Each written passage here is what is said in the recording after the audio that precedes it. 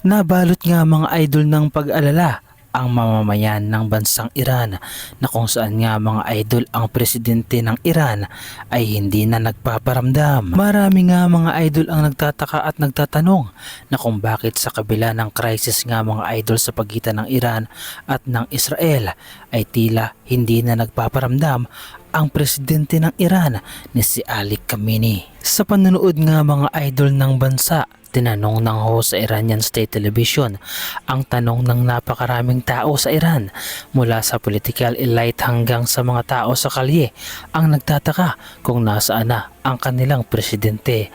Ang mga tao ay labis na nag-aalala at nagtatanong tungkol sa kataas-taasang pinuno, sabi ng host sa isang opisyal mula sa opisina ni Ayatollah Ali Khamenei noong Martes. Nabanggit din niya mga idol na ang mga manonood ay nagpadala ng isang baha ng mga mensahe na nagtatanong ng parehong bagay. At ang tanging sigaw nga mga idol ng mamamayan ng bansang Iran ay nasaan na ang kanilang pinuno, nasaan ang presidente, nasaan si Ali Khamenei. Samantala kung matatandaan nga natin mga idol ay nag-anunsyo noon si Prime Minister Netanyahu na maaari lamang na matigil ang sigalot at kaguluhan sa Middle East kung ang bawat pinuno nga mga idol ng mga bansang bandido, mga bansang komunista ay mamamatay o mawawala ay maaari at posibleng matigil ang kaguluhan.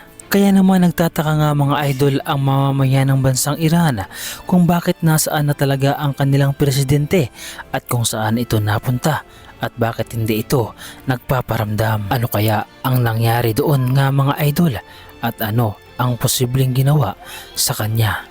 Ano ang inyong masasabi patungkol dito?